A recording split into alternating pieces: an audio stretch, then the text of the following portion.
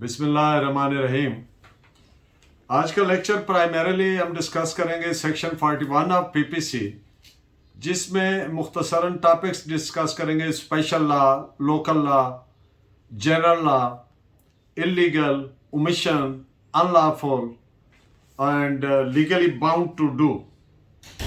इन points पे हम primarily बात करेंगे। तो स्पेशल लॉ जैसा कि रेफर टू, क्या इससे जाहिर होता है वो लॉ जो जनरल लॉ पर लागू नहीं होता, बल्कि सिर्फ मखसूस सब्जेक्ट या क्लास ऑफ सब्जेक्ट पर लागू होता है।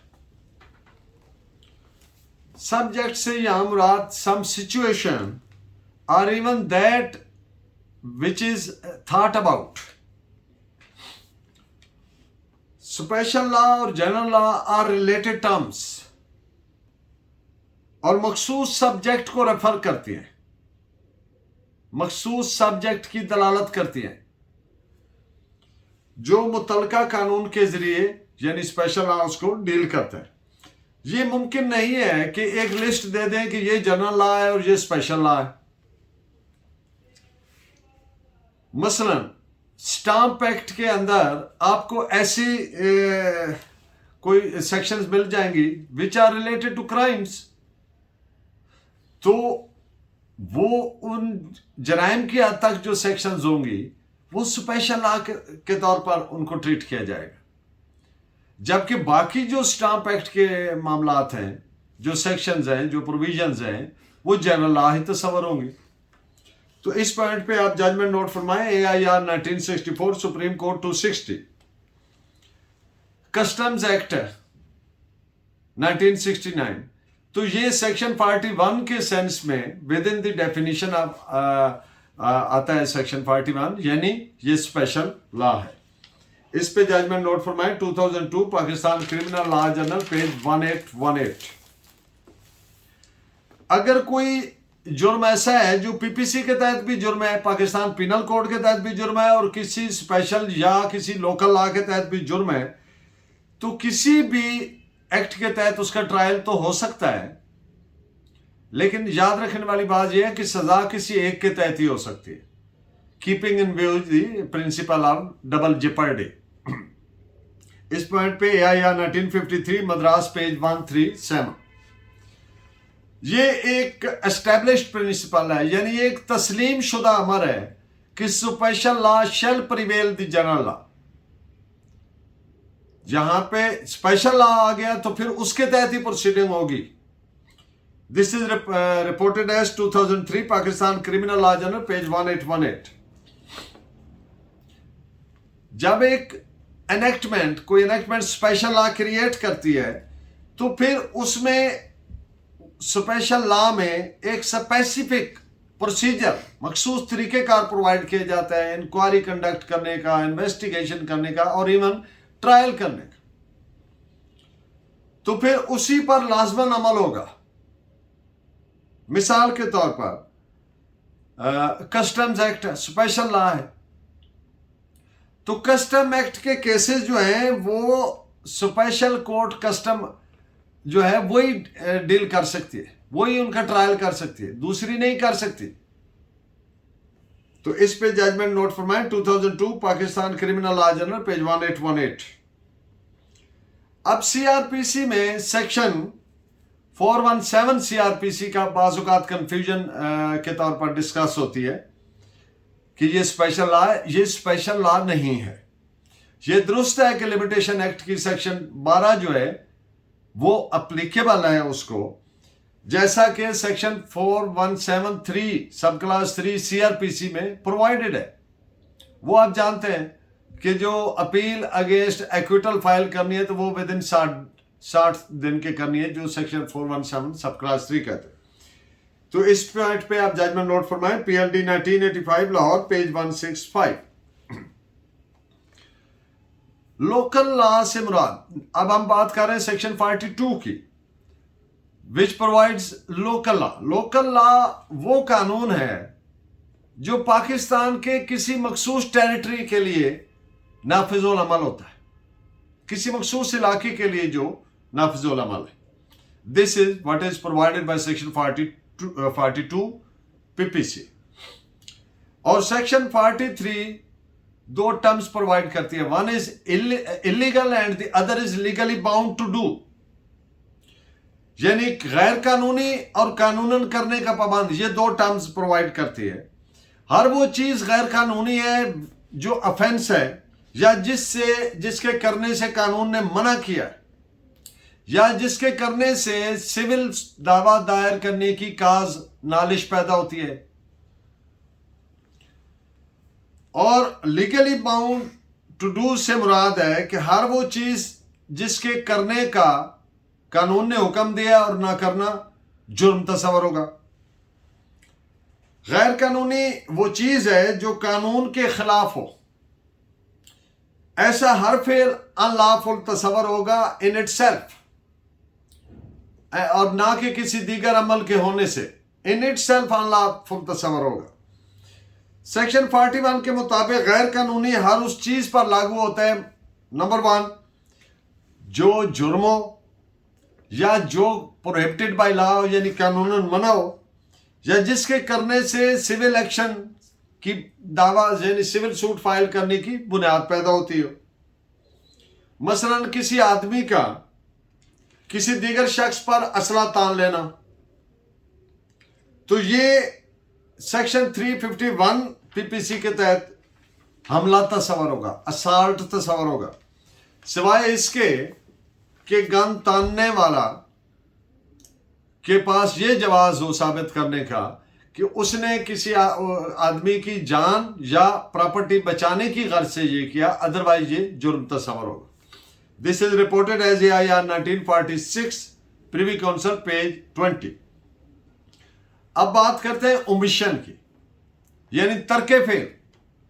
तर्के फेल वो अमल है जिसके ना करने का ना करना, तर्के फेल वो फेल है कि जिसके तरक करना जुर्म है। मसलन एक एजेंट है, यानी कानूनन एक चीज एक इंसान करने का पाबंद है और वो नहीं करता, तो ये तर्के फेल है। मिसाल के तौर पर एक एजेंट है, वो अपने प्रिंसिपल के बिहाफ पे रकूम वसूल करता है और वो अपने प्रिंसिपल को रिमिट नहीं करता जो वो करने का कानूनन पाबंद है, तो ये ओमिशन हो गई और ये अफेंस हो गया। अफेंस कौन सा बन गया? Criminal breach of trust 405 PPC सब क्लास 2 की डेफिनेशन में आता है। इस पॉइंट पे नोट करें, जजमेंट AIR 1936 इलाहाबाद पेज 193। जो एक specific definition, particular definition section 43 में इलीगल की दी गई है, जिसमें सिविल दावा की एक्शन, सिविल एक्शन की बुनियाद डलती हो, वो सेक्शन 23 में दी गई डेफिनेशन रॉन्गफुल लॉस और अनलॉफुल पर लागू ना होगी। मिसाल के तौर पर अगर कोई आदमी कोई एक इंजन वाली वो चक्की लगा लेता है अपनी जगह पर और साथ वाली प्रॉपर्टी को उसकी वाइब्रेशन से नुकसान पहुंचता है, तो ये सेक्शन 425 यानी मिसचिफ उसका ऑफेंस नहीं बनता, बल्कि civil suit file for damages बनता है। तो इसलिए it comes with in the definition of illegal as per section 43। This is reported as AIR 1935 Bombay page 164। लफ्ज अनलॉफुल जो दफा 23 सेक्शन 23 में रॉन्गफुल गेन के लिए इस्तेमाल हुआ है और सेक्शन 378 पीपीसी में डिसऑनेस्टी के लिए इस्तेमाल हुआ है, would bear the same meaning, उसके सेम मानी लिया जाएगा as word illegal in section 43 PPC. अब इसकी एक मिसाल देता हूं आपको। एक क्लर्क रिश्वत लेता है इस बात की कि वो तहसील ऑफिस से सरकारी रिकॉर्ड ले आएगा और जो पार्टी उसको रिश्वत दे रही है उसके वकील को दिखाएगा। अब ये एक्ट चोरी बनता है सेक्शन 381 पीपीसी के सेंस में, और चूंकि ये डिसऑनेस्ट इंटेंशन से किया गया इसलिए सेक्शन 378 पीपीसी की डेफिनेशन में आता है। और टेम्पररी रिमूवल ऑफ रिकॉर्ड जो है by unlawful means, by use of unlawful means, तो ये सेक्शन 23 पीपीसी की डेफिनेशन में आता है। तो इससे ये बात क्लैरिटी से समझ आ जाती है इस मिसाल से। This is reported as AIR 1926 Bombay, page 122। लफ्ज इलीगल की जो डेफिनेशन सेक्शन 23 में रॉन्गफुल लॉस की डेफिनेशन में अनलॉफुल को भी अप्लाई करेगा, और सेक्शन 383 में जो एक्सप्रेशन डिसऑनेस्टी के लिए इस्तेमाल होगा उस कंटेक्स्ट में भी। अब इसकी मिसाल क्या दूं? एक वकील साहब मुखालिफ पार्टी के गवाह को स्कैंडलस क्वेश्चंस ना पुट करने के during cross examination money demand करता है, लेता है, तो ये एक्ट क्या बनेगा आप कानून की नजर में? Would amount to extortion under section 385 PPC number 1, और ये डिसऑनेस्ट है intention as per section 383 PPC, और act would amount to use the use of unlawful means,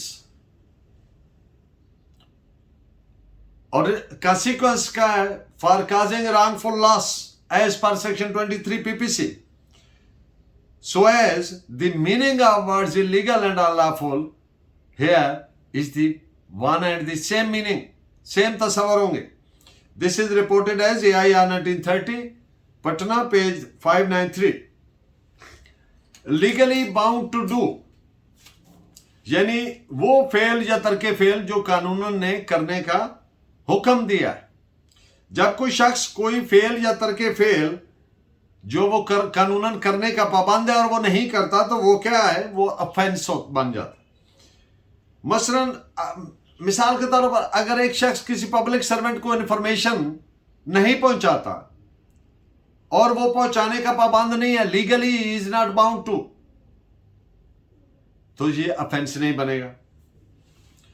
इस पे आप नोट फरमाएं 1886 PUNRE नंबर क्रिमिनल 19 और रेलेवेंट पेज है पेज 42 DB डबल बेंच का फैसला है।